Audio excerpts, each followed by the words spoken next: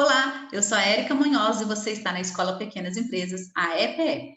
O meu propósito aqui é ajudar donos de pequenas empresas a viverem exclusivamente do lucro dos seus negócios. E essa é a série Livros que eu indico, uma coletânea de vídeos que eu preparei para apresentar resenhas das obras que marcaram a minha transformação de CLT a empreendedora, que moldaram a minha mentalidade a acreditar fortemente que eu consigo sim viver com plenitude e sucesso unicamente dos rendimentos da minha empresa. E isso de uma forma íntegra e ajudando muitas outras pessoas. Hoje, antes até de eu começar a fazer o resumo aqui do livro selecionado, eu quero contar uma parte da minha história aqui. Quando eu era adolescente, eu era daquelas muito bagunceiras. Eu não gostava de arrumar a cama, eu tinha preguiça de lavar a louça, deixava a roupa suja acumulando no chão, e eu lembro bem da minha mãe reclamando comigo, né? Mandando eu arrumar, porque ela sempre foi muito organizada.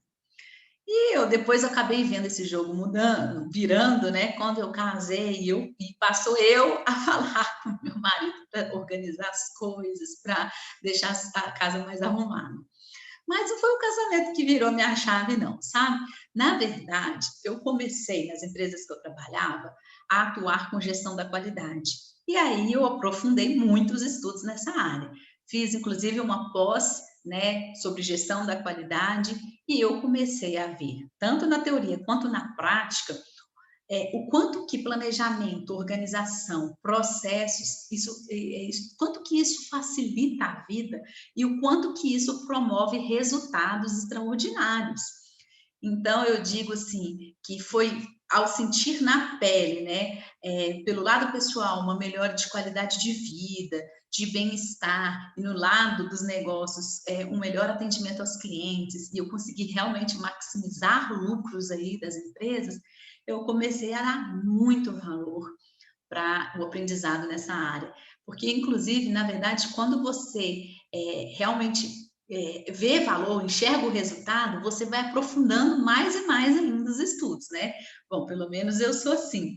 E aí eu fui realmente querendo saber mais sobre produtividade, comecei a querer falar mais sobre planejamento, organização, e foi por isso até que eu fiz uma menção aqui no meu passado, né, para mostrar de onde que esse meu interesse aí foi surgindo, para mostrar que foi uma coisa que eu fui, eu não era assim, eu fui realmente ganhando habilidade nisso com todo o aprendizado, né, que eu fui tendo e que eu fui desenvolvendo. E foi nesses meus estudos, nessas minhas pesquisas constantes que eu comecei lá atrás, já tem bastante tempo, né? Que eu comecei a realmente a me interessar e buscar mais livros sobre esse assunto. E quando eu já estava com a escola Pequenas Empresas, muitas das coisas eu queria tirar do papel, que eu já estava lá planejando, mas eu estava precisando de um pouco mais de, tipo assim, ter mais ação para aquilo, sabe? E foi dentro desses estudos eu pesquisando que eu descobri esse livro aqui, né? A única coisa, o foco pode trazer resultados extraordinários para a sua vida. Bem, esse livro é de Gary Keller e de Jay Papasan, e quando eu li, foi agosto de 2020, eu, como eu disse, estava realmente passando por um momento da empresa, né, que eu precisava muito ter aí uma melhor concentração das minhas demandas, porque eu estava no início da empresa, muitas coisas lá precisando serem executadas, e eu passando por um momento muito exacerbado de informação. Pensa, ainda estava agosto de 2020, nós estamos falando aí de abril, maio, junho, julho, 4 meses aí da pandemia, eu recebendo milhões bombardeadas de informação, aquele tanto de live, querendo aplicar tudo na empresa, aquela coisa louca, né? Estudando, estudando, estudando, estudando, estudando, sem parar naquela overdose de informação. E eu precisava, de fato, ter concentração para colocar algumas coisas no campo de batalha, né? Na ação mesmo. E aí, a primeira essência que eu captei desse livro e que foi assim fundamental para eu começar a refletir, até eu vou compartilhar aqui a tela, e começar a refletir e pensar assim, nossa, essa informação, tipo assim, caiu como uma luva para o meu entendimento, foi essa daqui. Eles dizem o que eles querem dizer, né? Que uma única coisa é o melhor caminho para você conseguir o que quer. Essa eu posso dizer que é a grande mensagem que o livro traz, que o livro carrega, né? E traduzindo, né, mais isso daqui, eles falam que a gente precisa ser específico, ser simples, né? Para a gente ignorar todas as coisas que a gente poderia fazer, né? Preocupando com o que deve ser feito, né? Então, ou seja, fazer poucas coisas da melhor forma possível é a trilha do sucesso, porque ela nos leva direto aí aos nossos objetivos. E eu realmente, quando eu me deparei com a leitura desse livro, eu estava querendo fazer tudo. A gente tem essa tendência, né? Eu sempre tive essa tendência de querer fazer e abraçar o mundo. E aí eu comecei a refletir, uai, né? Como que é isso? Como que é eu tentar fazer pouca coisa, mas com foco em fazer ou alcançar aquele meu objetivo? E aí, o grande lance aqui, né, que os autores defendem e que você vai ver que eu coloquei aqui na prática, é que a gente precisa estabelecer nossas prioridades, sabe? E quando você consegue, de fato, estabelecer as suas prioridades, você coloca toda a sua energia para realizar aquela coisa, né? Aquela coisa que você considera mais importante. E eu lembro que eu sempre fui uma pessoa de falar que eu nunca tenho tempo de nada, e eu comecei a pensar, ué, eu tenho também as minhas mesmas 24 horas que todo mundo, mas tem gente que consegue fazer e alcançar os resultados, por que eu não consigo? E eu comecei a ver que essa questão da prioridade, ela tem muita relevância. E os autores, eles usam até uma metáfora que é para representar isso, que é a do dominó, né? E que é muito interessante essa metáfora que eles usam, que é essa relevância aí desse efeito dominó. Então, a primeira peça, né? Você derruba aquela primeira peça, quando você empurra ela, você pode derrubar várias outras, inclusive de um tamanho muito maior. Então, como que um empurrãozinho numa coisinha transforma-se, imagina, nesse efeito dominó de derrubar todas as outras peças. E, ou seja, né, o sucesso, ele pode ser, sim, construído aí sequencialmente, uma única coisa por vez. E aí reside o ponto de partida para a gente atingir os nossos resultados extraordinários. Quando eu li isso, eu de fato me pus a refletir profundamente sobre isso e a tentar entender mesmo, né, buscar ali na profundidade. Esse livro, sem dúvidas, é um que eu recomendo fortemente para todo mundo. Está na minha lista dos tops, né, dos tops 10, porque ele traz essa reflexão, esse entendimento. Será que eu estou, então, realmente... eu não entendi ainda qual é essa única coisa que eu posso fazer para que ela tenha esse efeito de exacerbar e fazer eu alcançar todos os outros objetivos.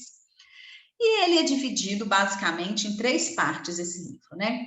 Na primeira parte, os autores vão trabalhar com 6 mentiras. E eu acho que a parte aí que a mim me provocou mais, porque muitas dessas mentiras, vamos dizer assim, né? Muitas dessas crenças, elas residiam aí dentro da minha cabeça. E me fez parar e refletir. Será? Porque eu sempre, quando eu leio um livro, eu sempre leio aberta. Não achar que aquilo ali é uma certeza do que os autores estão falando, né? Realmente fazer uma reflexão.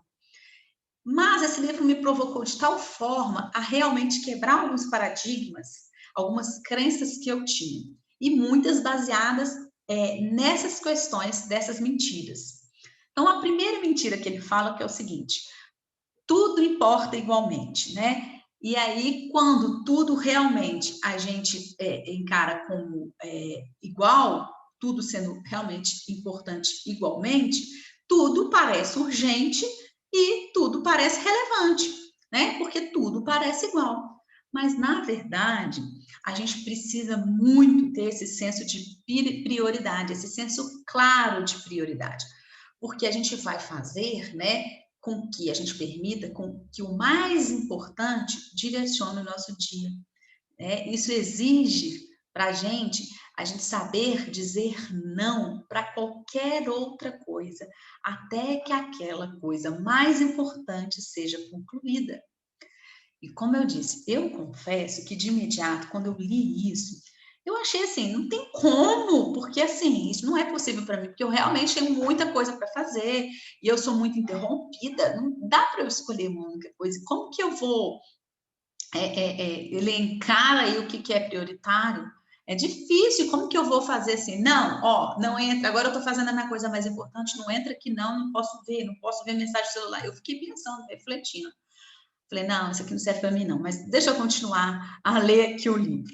E aí eu parti para a segunda mentira, né? Que era falar, que ele diz, os autores, somos multitarefas. Aí eu falei, eu sou multitarefa, sim, e eu acho que toda mulher, na verdade, acaba se sentindo multitarefa, né? A gente é meio que um polvo, faz várias coisas, e várias coisas ao mesmo tempo, né?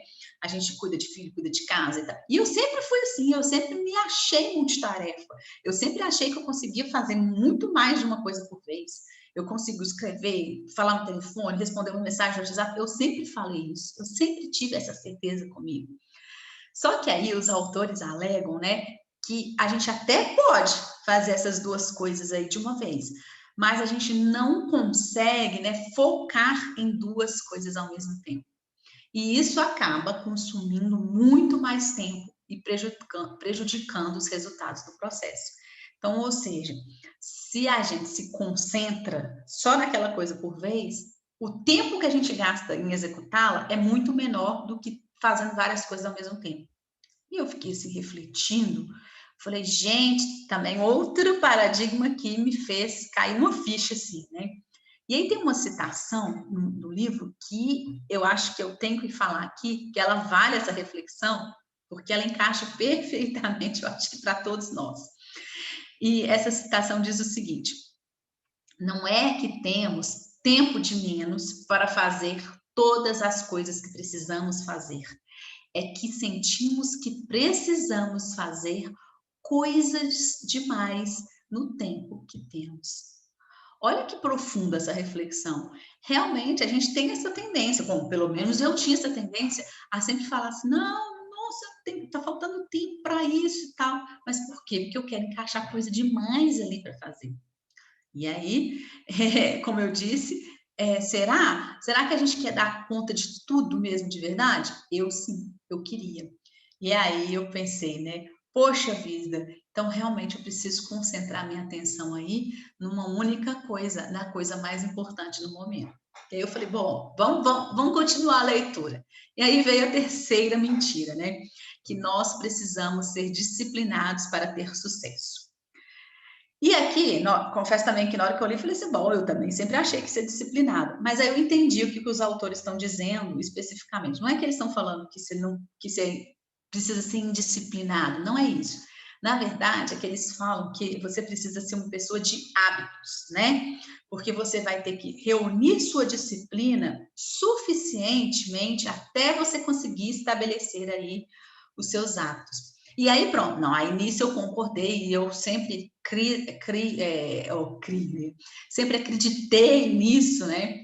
Eu sempre tive essa crença nessa questão dos hábitos, e inclusive o primeiro livro que eu trouxe aqui da série, eu mostrei que era do Milagre da Manhã, que fala sobre hábitos, depois eu li O Poder dos Hábitos, e eu sempre verdadeiramente acreditei que os hábitos fazem muita diferença na nossa vida, né? E aí esses autores trazem isso, eles falam que o ato, ele acaba tornando fácil o que era difícil, e isso eu comprovo na prática, eu realmente sinto isso. A partir do momento que você começa a fazer aquilo ali, sempre tem um hábito mesmo, aquilo que antes parecia, nossa, muito impossível, difícil, ele rapidamente é uma coisa que faz parte do seu cotidiano, né? E aí, aliás, tem um outro livro que me ajudou muito, além do Milagre da Manhã, O Poder do Hábito, que que eu já falei aqui, que foi um outro livro que chama Hábitos Atômicos, que me fez refletir. Inclusive, depois eu provavelmente devo fazer algum vídeo falando sobre ele também, que é outro que está no meu top aí, né? Bom, e aí a gente parte para a quarta mentira. A quarta mentira, que ele cita no livro Os Autores, é a força de vontade está sempre à disposição. E aí, a verdade que eles falam é que quanto mais a gente vai usando a nossa mente aí, né, menos atenção nós temos, porque a força de vontade, ela tem uma carga limitada. Ela pode ser, sim, recarregada, mas ela é limitada, né? Então, quando você descansa, você recarrega a sua força de vontade, ok. Mas isso sugere-se, então, que você tente fazer essa única coisa mais cedo, porque à medida que seu dia vai passando, o seu estoque de força de vontade vai acabando. E aí, como eu já disse, né, que se tem o milagre da manhã, aí não, né, se eu tinha, não, agora falou minha língua, né, eu realmente me percebo, assim, fazendo as coisas mais importantes de manhã, porque eu percebo que eu estou com mais disposição. Então, essa daqui eu já concordei, já falei assim de cara, não, é verdade, isso daqui, eu sempre achei que força de vontade, ela vai diminuindo mesmo com o passar do dia, não, tranquilo, concordo, vou fazer essa única coisa no meu período da manhã. Então, vou fazer, o que eu preciso fazer vai ser ali no período da manhã, essa única coisa eu vou concentrar ali. E aí, o que eu fiz? Como na prática eu executei isso? Eu separei as minhas esferas, aí vamos falar assim, as esferas da vida, né, essas áreas da vida, e aí eu coloco, por exemplo, pessoal, o meu físico, a minha casa, a minha família, o meu marido, o trabalho, né, aí eu fui assim, como que eu posso lidar com isso? E aí eu realmente separei minha rotina pessoal, que eu cuido do meu físico, que eu cuido de mim, né, como eu, Érica, comigo mesma, do meu bem-estar, eu faço isso no período, logo quando eu acordo 5 horas da manhã e faço isso até mais ou menos 8, cuido de mim. E a coisa mais importante do meu trabalho, eu faço logo em seguida. Logo quando eu começo a trabalhar, por volta de umas 9 horas, eu fico nesse período de 9 até meio-dia, 1 hora, fazendo essa minha única coisa mais importante do dia. E eu realmente tento me concentrar, né? Evito as distrações, é óbvio que nem sempre isso é possível, mas assim funcionou enormemente para mim, né? Então eu corto as distrações e foco naquilo ali. Foco em realizar, porque aí acaba que o período da tarde, tudo que eu conquistar no período da tarde vem como lucro. Então, assim, eu me senti com isso extremamente mais produtiva. A minha produtividade aumentou enormemente. Mas eu consigo hoje elencar o que é prioridade para mim, o que é essa única coisa mais importante do meu pessoal e do meu trabalho. E aí vem a quinta mentira, né? Que a gente precisa ter uma vida equilibrada. E aí eu falo também, eu sempre falei que o equilíbrio é um dos meus principais valores. É um valor que eu realmente preciso ter um equilíbrio entre todas as áreas da minha vida. E eu falei, calma aí, como que assim eu não preciso de uma vida equilibrada? Eu defendo isso, né? E aí, mais uma vez, eu entendi aqui a interpretação que os autores fazem dessa mentira. Eles alegam, né, que na verdade a gente não é que você tem que ter uma vida equilibrada, você vai estar sempre eles alegam que é o estado de equilíbrio na verdade, né, esse ato de equilibrar-se, que é diferente de ter uma vida equilibrada. Então, o que é o ato de equilibrar-se, né?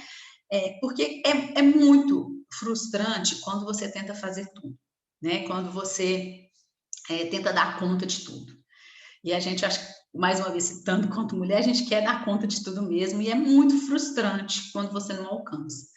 E aí o que ele fala é que, na verdade, a vida é um eterno contrabalanço. Então, você separa, por exemplo, o balde da vida pessoal, o balde profissional, e você vai contrabalanceando.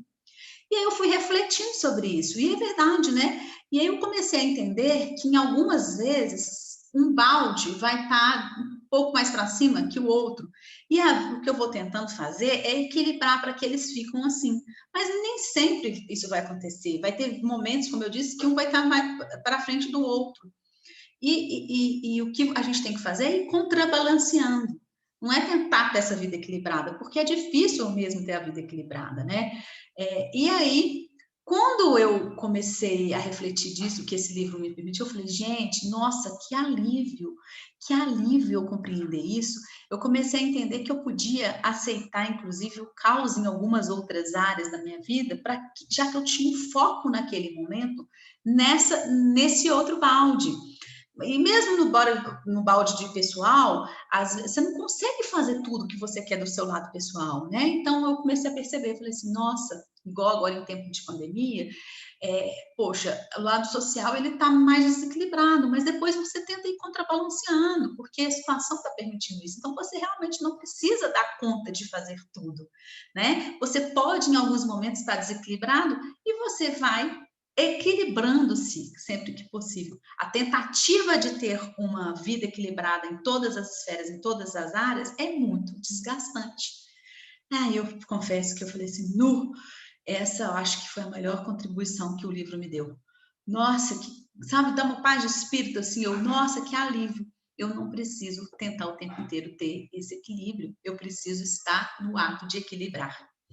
E a última mentira que ele cita no livro, que eles, né, citam no livro, grande é ruim. Quando a gente pensa assim, né, a gente acaba fazendo esse pensamento pequeno, ele toma conta da gente e o grande nunca tem chance. E isso daí eu confesso que era uma outra coisa que eu já acreditava, eu sempre falei isso, eu falei assim, por exemplo, começando a minha empresa, eu sempre tive esse pensamento, eu vou começar pequena, mas eu vou sempre pensar grande. Então, eu não tinha isso comigo, eu sempre achei que grande é bom, eu não tinha essa mentira de que grande é ruim, não, né? E, então, isso daqui foi uma outra parte do livro, eu falei assim, não, essa mentira aqui eu também sabia que era mentira, né? Porque, como eu disse, eu sempre concordei muito nisso, de que a gente pensar grande faz com que a gente alcance os resultados aí extraordinários. Então, essas são as 6 mentiras. Deixa eu até, eu trouxe aqui no slide, compartilhar, porque eu acho que faz um resuminho aqui, né? Quando eu coloco aqui, essas 6 mentiras que o livro cita aí, então. 6 mentiras que normalmente a gente acredita. Que tudo importa igualmente, que somos multitarefas, que precisamos ser disciplinados, que a força de vontade está sempre à disposição, que precisamos de uma vida equilibrada e que o grande é ruim. Essas são as 6 mentiras que normalmente a gente tende a acreditar e que não é. Como eu disse, eu mostrei aqui como algumas eu realmente acreditava e como outras não, já faziam, que eu achava que já era mentira mesmo.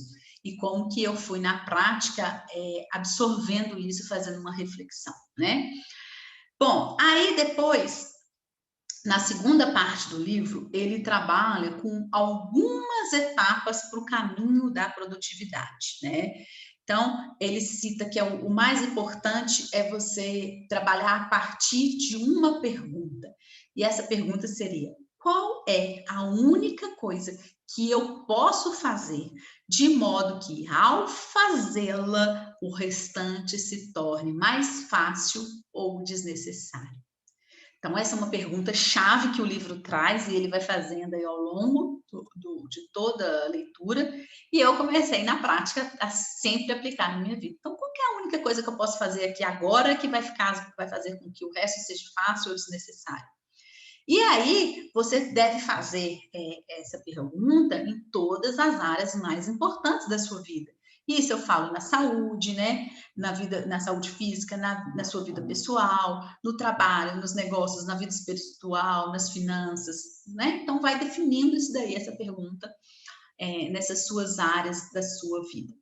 E você tem que sempre definir um objetivo que seja grande e, ao mesmo tempo, também específico. Essa é outra contribuição gigantesca que esse livro traz, que faz a gente refletir enormemente, bom, que pelo menos me fez refletir demais, e que eu venho aplicando aí ao longo de toda a minha jornada, desde então, desde quando eu li esse livro, né, e venho me questionando. Eu tento fazer essa pergunta em todas as áreas e eu defini, sim, objetivos para cada uma dessas áreas e sempre objetivos que sejam grandes e específicos. Outra contribuição, como eu disse, gigantesca. Bem, e aí, por fim, né, Na última parte do livro, na parte 3, a terceira, ele aborda aí 3 pilares para você implantar, né, a única coisa. Quais são os 3 pilares que fazem com que você, de fato, conquiste resultados extraordinários? E os autores citam o propósito, a prioridade e a produtividade. Então, para Gary Jay, né, esses são os 3 pilares aí, que eles, de uma forma, vamos falar assim, ilustrativa, eles colocaram aí em um desenho. E eles citam que são as 3 partes de um iceberg, né? E eu vou mostrar também aqui a figura que eles utilizam, que eu achei assim, é uma muito perspicaz assim, a forma como eles usaram essa imagem aí para retratar a questão dos pilares mesmo da produtividade, né? Então, calma aí, deixa eu mostrar aqui. Uai, cadê eu? Ah, aqui. Vamos lá. A figura que eles usaram, né? Como se fosse um iceberg, e aqui são os 3 pilares. O propósito e a prioridade, eles estão submersos. Né? E a parte que a gente consegue enxergar é da produtividade. Então, esse daqui seria o desenho. O propósito, prioridade e a produtividade. E essa produtividade, ela é, então, motivada por essas 2 coisas que estão aí no fundo do iceberg, né? Que a gente não consegue enxergar. Quanto mais produtivas as pessoas são, então, lá a ponta que você enxerga, né? Você está enxergando ali as pessoas que são produtivas. Quanto mais produtivas são as pessoas, significa que mais propósito e mais prioridade elas têm. Olha que interessante, porque é justamente o propósito e a prioridade que motivam e que direcionam as ações das pessoas, que trazem aí os resultados. Não é uma sacada muito bacana, muito reflexiva aí para você enxergar? E agora vamos aqui trazer para o mundo dos negócios, né? Que eles trazem na figura. Seria a mesma coisa, né? Se você tem lá o propósito, a prioridade, a produtividade, só que aí, quando está aplicado no negócio, a outra ponta que você enxerga é o lucro. E cadê também a figura não tá? Ah, aqui foi. Desculpa, vou tá lá. Então, você enxerga nos negócios, você enxerga desses negócios são a lucratividade e a produtividade. Mas uma empresa que é mais lucrativa e que tem mais produtividade são as empresas que têm mais propósito e mais prioridades, que são que você não enxerga, ou seja, que as pessoas não estão vendo aí nas empresas. Olha que interessante esse ponto de vista. Isso me faz refletir, me fez muito refletir, é que quanto mais propósito, mais lucro você provavelmente terá no seu negócio, né? Então você vai do propósito ao lucro. Assim, uma reflexão muito relevante que a gente pode fazer. Eu achei, como eu disse, muito perspicaz aí essa ilustração dos autores. Eu sempre tive essa crença de que o propósito vai indicar o caminho aí, né? O propósito nos orienta, tanto que no início desse vídeo eu falei, né? O meu propósito aqui é ajudar donos de pequenas empresas a viver exclusivamente do lucro dos seus negócios, ou seja, eu creio sim que o propósito dá a direção, né? E quando você tem propósito, no caso deles, que os autores aqui afirmam, que esse propósito vai te trazendo as suas prioridades, vai te trazendo aí a sua produtividade. Lá, eu também fiz aqui uma videoaula, que eu já coloquei no canal do YouTube, falando sobre cultura organizacional. E eu falei sobre essa questão do propósito, eu falei sobre essa questão de a gente ter essa consciência aí, né, de como ter isso bem definido, a razão de existir das nossas empresas é fundamental para a gente obter os resultados desejados, para a gente realmente captar a lucratividade. Então, inclusive, até fazer um parêntese aqui, se você não assistiu esse vídeo da aula 1, que está no canal do YouTube da EPE, assista, porque eu aprofundo sobre essa questão do propósito, né? E nesse livro aqui, especificamente, como eu estava dizendo, eles trazem aí o conceito de propósito à luz da prioridade, né? Ou seja, saber aonde você quer chegar, né? Mas, além disso tudo, saber o que fazer para chegar lá. Então, você está sempre conectando o seu futuro com o presente. Outra coisa que a gente já tratou em videoaula aqui. E nesse ponto entra, então, aí a grande importância da gente definir os nossos objetivos, da gente identificar aí, né, os passos que são necessários para a gente conseguir chegar até os nossos objetivos. E para executá-los, né, a produtividade entra nesse aspecto. Então, para você conseguir executar, para você conseguir alcançar onde você quer chegar, você precisa ser produtivo. Você precisa ter produtividade. Uma outra sacada que os autores desse livro traz aqui, uma outra sacada, é dividir o seu tempo em 3 blocos. Um para você fazer o seu tempo livre, né, de descanso e tudo, um outro para você fazer a sua única coisa, e um outro para você planejar. Aí é que entra a importância do planejamento. Como eu disse lá no meu passado, estudei muito sobre gestão da qualidade, eu estudei muito sobre planejamento, eu falei, nossa, é super verdade.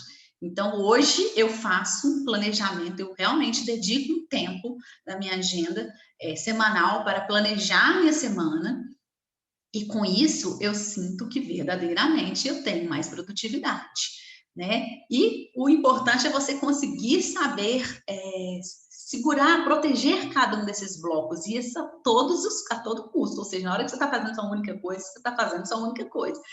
Na hora que você está descansando, você está descansando. Na hora que você está planejando, você está planejando. Porque é isso que vai fazer você ter esses resultados extraordinários, né? E não significa que os resultados vêm de quem está trabalhando mais horas, né? O resultado, ele vem daquele que está conseguindo fazer mais coisas nessas horas que eles estão trabalhando. Ou seja, quem está conseguindo ser eficiente.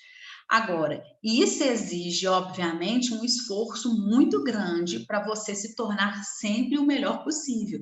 Isso exige um esforço para a gente estar sempre buscando a nossa melhoria, para sempre a gente estar consistentemente aí encontrando uma melhor maneira de fazer as coisas. E para isso, você vai ter que estar disposto a se responsabilizar, né, por fazer isso aí, para alcançar sempre essa sua única coisa. Tem uma citação no livro que eu também gosto muito, que eu trouxe aqui, que é o seguinte: muitas pessoas alcançam um nível de desempenho razoável e param de tentar melhorar. As que buscam a maestria evitam essa conduta, elevando seus objetivos constantemente, desafiando-se a ultrapassar o limite do momento, sendo eternas aprendizes. Então, o que isso significa? Que quem está aí o tempo inteiro buscando a maestria, ou seja, buscando essa melhoria contínua, né, que ele chama de maestria, quem está constantemente buscando isso, está buscando se desafiar o tempo inteiro, buscando ultrapassar os seus limites. E para isso, você precisa ser um eterno aprendiz. Para isso, você precisa nunca acomodar, nunca estar na sua zona de conforto.